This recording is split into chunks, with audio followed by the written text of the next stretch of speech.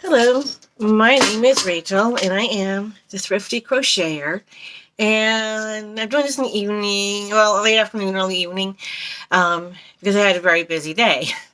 Um, this morning, my girls and I, we went and had brunch together. That was really cool. And then I went and visited my dad, and who is home now from the hospital. Yay! And then one of my daughters and I, we did some shopping. She likes to go to the mall. I like to go to thrift stores. And then we went and visited my dad again some more. And then came home. It's been a very busy day. So, with that, today is April the 17th. 365 days of kindness. When she opened it, she saw the child, and behold, the baby wept. So she had compassion on him and said, "This is one of the Hebrews' children." Exodus 2, verse 6. The story of Moses is a story of ultimate kindness. The Hebrew baby boys were supposed to have been killed, and Pharaoh's daughter would have known those rules all too well. Instead of turning away the child, she risked her reputation and possibly even her life to save this one baby. It's hard to not care about a helpless little baby. Take a moment to think about the precious gift of life a new baby represents and pray for those who are at risk of harm or poverty. You might want to go one step further and sacrifice your time or reputation to help our most vulnerable. Act of kindness. Donate diapers or other baby supplies to your local church or crisis center. Yes, that is a very wonderful idea. I know where I live, they used to have, I don't know if they still have, they used to have a place called Baby's Closet where people could donate things to them. And the mothers have to use specialized coupons to purchase said items. So that is a very, very wonderful idea. Because not all new mothers can afford all the things, all the necessities that babies need. And not all of them are fortunate enough to have baby showers, have these wonderful baby showers for that. So, that is definitely a nice thing. So, daily guideposts for grandmothers. April the 17th. Be honest in your evaluation of yourselves, measuring yourselves by the faith God has given us. Romans 12:3. I want that, declared Sophia, my 2-year-old granddaughter.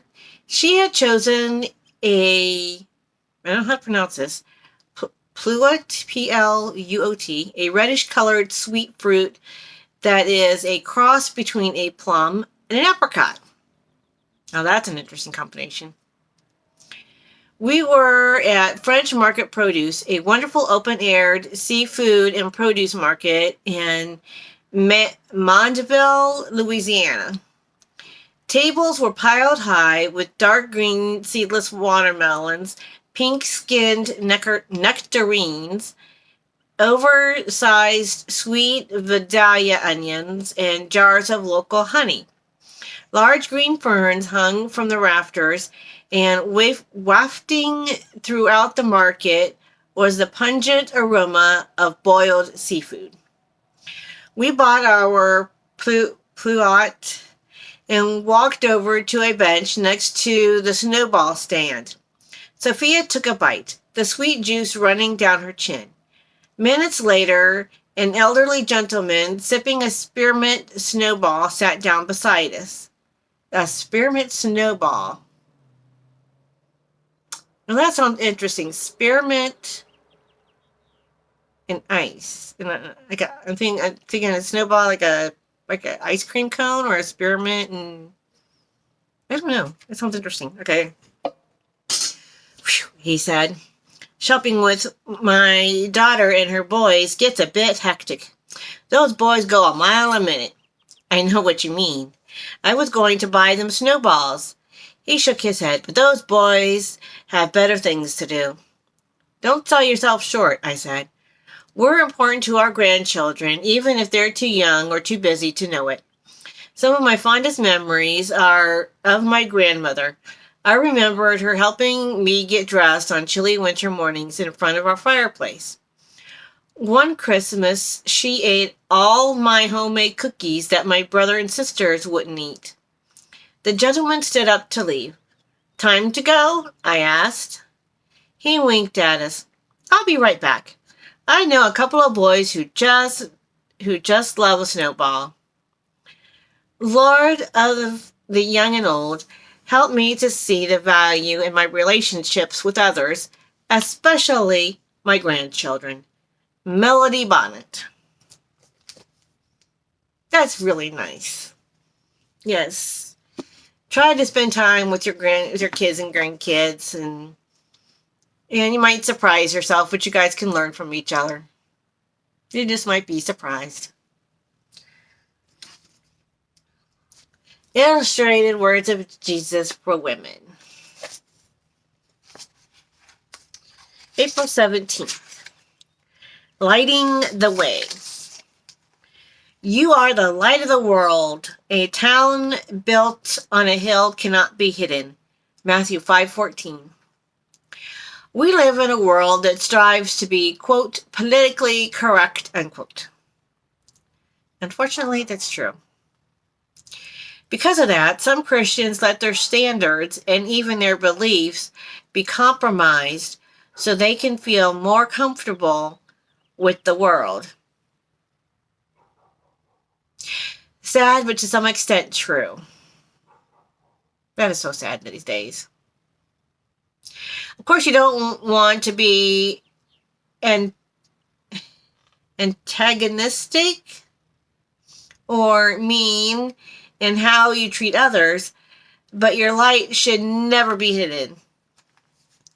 Christians, Christ followers, are lights in the dark world, lights that reveal the need for a personal relationship with Jesus Christ, lights of hope, lights of love. You make a difference by letting your light shine. Dear Father, I want to be a light that makes a difference, a light that reveals your love to others. It's hard sometimes, like when I'm having a bad day or when I'm tired. Help me to remember that your love in me makes me a light. May I never take that responsibility lightly. In Jesus' name, amen. That one was nice. Sometimes we need to remember we are a light in this world of darkness. And so many people need to hear that light. Sometimes we just need to be that light for somebody to help, help brighten their day, help make their day go better. Sometimes you just got to be that light for somebody else. So, with that, this small swatch of yarn has been woven with prayers. As you hold this swatch in your hand, may you feel God's strength, love, and peace flow and know that He holds you in His hands. May God bless and comfort you in time of need and give you peace. Amen. I love you all. Bye.